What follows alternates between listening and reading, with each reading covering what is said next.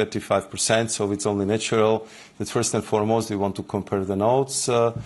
Secondly, we also want to discuss how this is affecting the economy, the trading partners, and of course we are very obviously also discussing what we can do to trade more with each other.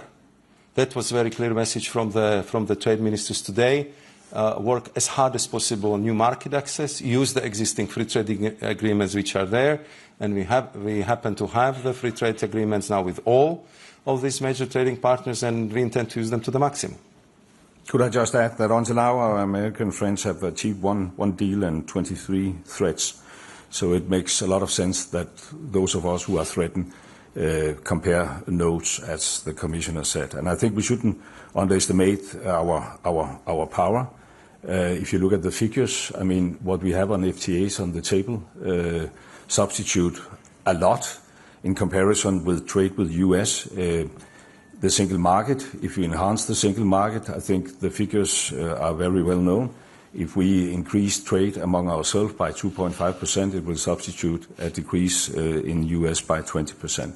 So it shouldn't overshadow the fact that we are going for a deal with US, but we shouldn't underestimate the strength of our position. Thank you. And I think we'll go for Lise.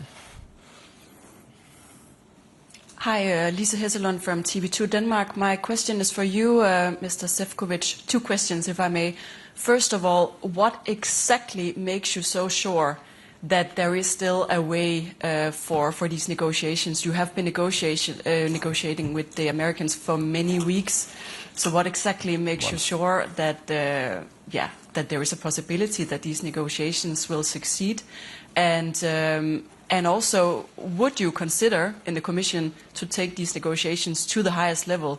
Would it make sense to have direct negotiations between Ursula von der Leyen and between Donald Trump? And if so, would you also try and pressure a way forward for that to happen? Thanks. I think to answer your first question, of course, the last week, as you can imagine, we had very intense and frequent contacts with my counterparts, both Secretary of Commerce, Mr. Latnik, and Ambassador Greer, the U.S. trade representatives, because my impression really was that if it comes to agreement in principle, we're actually very, very close. And what we've been working on is to find the mutually acceptable solutions on the so-called 232 sectors. Then I appreciated that a bit very shortly before, but we got the heads up on the letter, which we will be getting. And at the same time, we discussed that, of course, I have to kind of come back to my institutions, to my president, and then that I will have actually on Monday morning, which has happened, the session with all trade ministers. So it would be good to compare the notes tonight. And this is what we are going to do, to confer again with my partners in US, what is the discussion in US administration, in the White House, and I will share with them our impression and our assessment after this week. And then, of course, we would further explore the possibilities to achieve the negotiated solutions. I mean, my impression was that that was something worth working for, because otherwise you wouldn't spend like 3 months on drafting the agreement in principles and going through 1,700 tariff lines, discussing all details from agriculture to the spare parts for the cars, if this should just end it by one, even though very, very important letter. So I believe that there is still a potential to continue the negotiations, even though, of course, this letter triggered very strong waves in Europe, and I will be very open about that. Concerning the discussion on the highest level, President of the European Commission, Ursula von der Leyen, had several contacts, personal contacts on her level with the President of the United States, Donald Trump. She had several phone calls with him as well. And of course, we are talking not only to my counterparts, but also to the White House officials, so the negotiations are going on all levels. I have to say our minister will have to chair the EU Central America Association Council in a few moments. We have time for one last question, but please be brief. Bloomberg. Thank you very much. Jorge Valero with Bloomberg. It's a question for both of us. One question.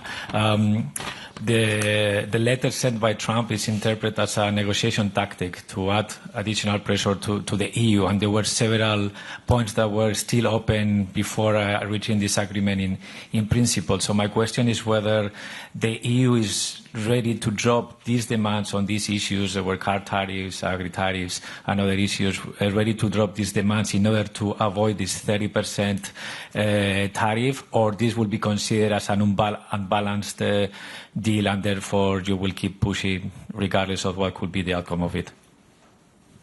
I think I will start. As I said, we've been quite close in agreeing the text on the agreement in principles, but there have been clearly the areas where we had quite big gap between our two positions. So I will not go into the detail on these gaps because I prefer to negotiate directly with my partners, which I will do this evening. And for us, what is absolutely clear is that if you want to land it, and I was very open with my US counterparts, it has to be the agreement which would have a support of our member states, of the European Parliament, and it has to be the agreement which would be acceptable to us. So this would be something on what we would be working for.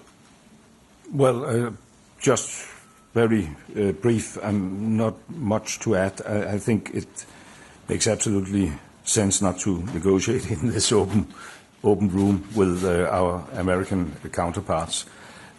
What is important as a takeaway from today's meeting is that the ministers had a very, very clear position. I think when I entered this meeting, and I apologize for the rhetoric, I said if you want peace, you have to prepare for war. It's not that we want a war, but we need to prepare in order to give our commissioner the strongest possible negotiation position.